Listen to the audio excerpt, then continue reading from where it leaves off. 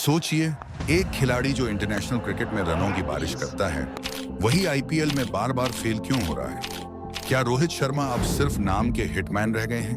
क्या ये वही बल्लेबाज है जो टीम इंडिया के लिए तूफानी पारियां खेलता है, लेकिन जब बात मुंबई इंडियंस की आती है तो जैसे उनके बल्ले में चुप्पी सी छा जाती है? क्या हर आईपीएल सीजन में फैंस को बस उम्मीदें ही मिलती हैं और रन नहीं? अब सीधा मुद्दे पर आते हैं। आईपीएल 2025 के शुरुआती 3 मैचों में रोहित शर्मा ने सिर्फ 21 रन बनाए हैं। जी हां, सिर्फ 21 रन। और ये सिर्फ इस साल की बात नहीं है, हर सीजन में यही कहानी दोहराई जाती है। जब टीम को उनसे जरूरत होती है तब उनका पल्ला खामोश रहता है, और जब टॉप ऑर्डर को स्टार्ट चाहिए होता है तब रोहित शर्मा या तो सिंगल डिजिट में आउट हो जाते हैं या फिर सीधे डक पर लौट आते हैं। यही वजह है कि उनके नाम आईपीएल के कुछ सबसे अनचाहे रिकॉर्ड्स हैं।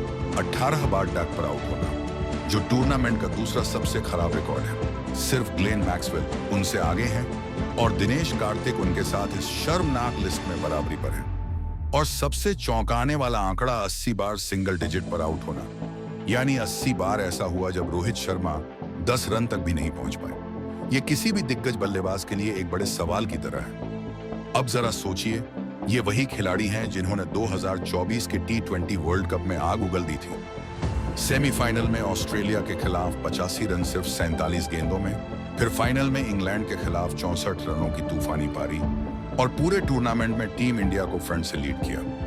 और इस ऐतिहासिक जीत के तुरंत बाद रोहित शर्मा ने T20 इंटरनेशनल से रिटायरमेंट ले लिया, एक धमाकेदार एंडिंग के साथ।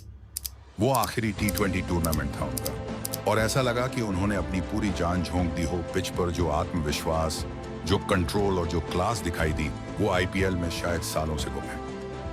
अब तुलना कीजिए, जहां इंटरनेशनल लेवल पर रोहित ने अपनी कप्तानी और बल्लेबाजी दोनों से भारत को ट्रॉफी जिताई, वहीं मुंबई इंडियंस के लिए वो खुद को साबित नहीं कर पा रहे। हर साल वही धीमी शुरुआत, वही सिंगल डिजिट स्कोर, और फिर वही बहाना फॉर्म आएगा। लेकिन कब?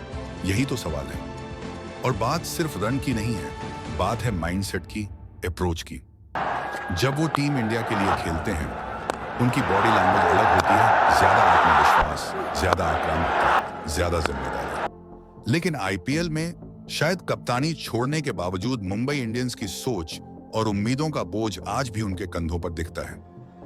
हर बार जब टीम को उनसे एक बड़ी पारी चाहिए होती है, रोहित शर्मा या तो पिच पर जूझते दिखते हैं या फिर जल्दी लौट जाते हैं। तो अब सबसे बड़ा सवाल, क्या रोहित शर्मा आईपीएल में खुद को साबित करने में नाकाम हो चुके हैं? क्या वो अब सिर्फ इंटरनेशनल क्रिकेट के बड़े मौकों पर ही परफॉर्म करने वाले खिलाड़ी बन चुके हैं, या फिर ये सिर्फ एक और खराब सीजन है जो फैंस की उम्मीदों को मारकर निकल जाएगा?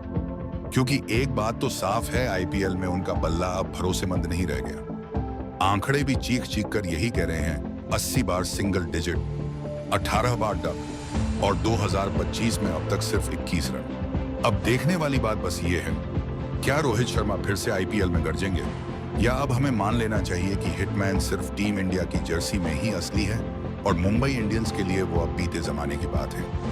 या शायद अब वक्त आ गया है कि रोहित शर्मा आईपीएल से भी उसी तरह विदा लें जैसे उन्होंने T20 इंटरनेशनल से लिया, क्योंकि सिर्फ नाम से कोई टीम मैच नहीं जीतती। आपका क्या मानना है? क्या अब रोहित आईपीएल के लिए लायबिलिटी बन चुके हैं, या अभी भी फाइट बाकी है? कमेंट में बताइए, क्योंकि बहस तो अब शुरू हुई है।